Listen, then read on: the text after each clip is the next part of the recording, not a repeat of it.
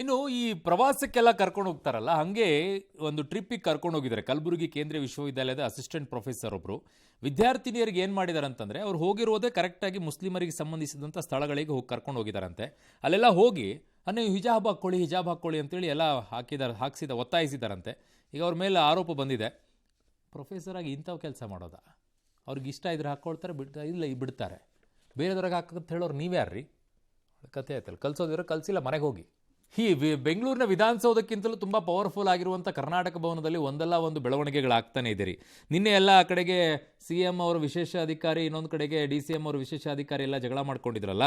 ಆಗ ಈಗ ವಿಶೇಷ ಅಧಿಕಾರಿ DK ಶಿವಕುಮಾರ್ ಅವ್ರದ್ದು ಆಂಜನೇಯ ಅವರ ಮೇಲೆ ಮಹಿಳಾ ಆಯೋಗಕ್ಕೊಂದು ದೂರು ದಾಖಲಾಗಿದೆ. ಅವರು ಅಸಭ್ಯವಾಗಿ ನಡ್ಕೊಳ್ತಾರೆ, ದೌರ್ಜನ್ಯ ಮಾಡ್ತಾರೆ, ಹಾಗೆ ಹೀಗೆ ಮಾತಾಡ್ತಾರೆ ಅಂತೆಲ್ಲ ಈಗ ಕಂಪ್ಲೇಂಟ್ ಕೊಟ್ಟಿದ್ದಾರೆ. ನೋಡೋಣ ಏನಾಗುತ್ತೆ. 88 kg ಇದ್ದವರು ಈಗ 72 kg ಬಂದಿದ್ದಾರೆ. ಅಂದ್ರೆ 16 kg ವೆಯ್ಟ್ ಲಾಸ್ ಮಾಡ್ಕೊಂಡಿದ್ದಾರೆ. ಮೊದಲ ದಪ್ಪ ಬಾಳ ಎಷ್ಟು ಮೇಯ್ ಬಿಟ್ಟಿದಿ, ಎಷ್ಟು ದಪ್ಪದಿ ಅಂತೇಳಿ ನನ್ಗೆ ಹಾಸ್ ಮಾಡ್ತಿದ್ದು. ಈಗಿಲ್ಲ, ಈ ಸಲ ಬಾಳ ಸಣ್ಣ ಹುಡುಗಿಗತೆ ಕಾಣತ್ತೆ ಅಂತ ನನಗೆ ಜನರು ಅಂತ. ಇದಕ್ಕೆ ಯಾವ ಸೈಡ್ ಎಫೆಕ್ಟ್ ಇಲ್ಲ. ನನ್ನ ಜೀನಿ ಸ್ಲಿಮ್ ತೊಗೊಂಡು ಫುಲ್ ಖುಷಿ ಇದನ್ನೀಗ.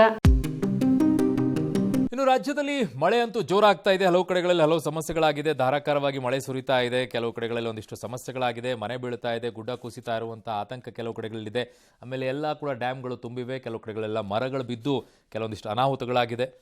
ನೀವಿರುವಂಥ ಜಾಗಗಳಲ್ಲೆಲ್ಲ ಹುಷಾರಾಗಿರಿ. ಕರಾವಳಿ ಭಾಗದಲ್ಲೆಲ್ಲ ಒಂಚೂರು ಅಲರ್ಟ್ ಅಂತ ಹೇಳಿದ್ದಾರೆ. ಇನ್ನೊಂದು 2-3 ದಿನಗಳವರೆಗೂ ಕೂಡ ಜೋರಾಗಿ ಮಳೆ ಆಗುತ್ತೆ.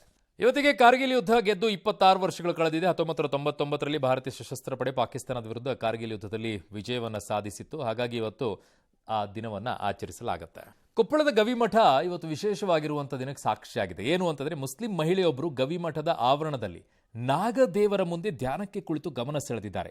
ಯಲಬುರ್ಗಾ ತಾಲೂಕಿನ ಕುದುರೆಮೋತಿ ನಿವಾಸಿ ಹಸೀನಾ ಬೇಗಂ 8 ದಿನಗಳಿಂದ ಮಾನಸಿಕ ನೆಮ್ಮದಿಗಾಗಿ ಗವಿಮಠಕ್ಕೆ ಬಂದು ಧ್ಯಾನ ಮಾಡ್ತಾ ಇದ್ದಾರಂತೆ. ಗವಿಮಠದಲ್ಲಿ ನಿರಂತರ 1 ಗಂಟೆಗಳ ಕಾಲ ಧ್ಯಾನ ಮಾಡ್ತಾರಂತೆ. ಸೋಮವಾರದವರೆಗೂ ಧ್ಯಾನ ಮಾಡೋದಾಗಿ ಹೇಳ್ಕೊಂಡಿದ್ದಾರಂತೆ.